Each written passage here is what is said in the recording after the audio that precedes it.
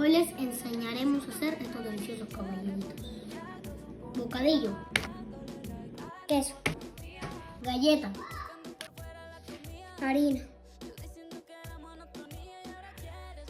polvo de hornear, leche. Ahora revolvemos hasta que la masa nos quede aguadita. Ya está lista nuestra mezcla. Ahora armamos.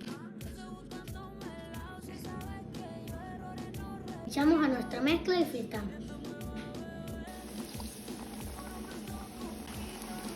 Cuando estén dorados los sacamos. Así quedaron nuestros deliciosos caballeros.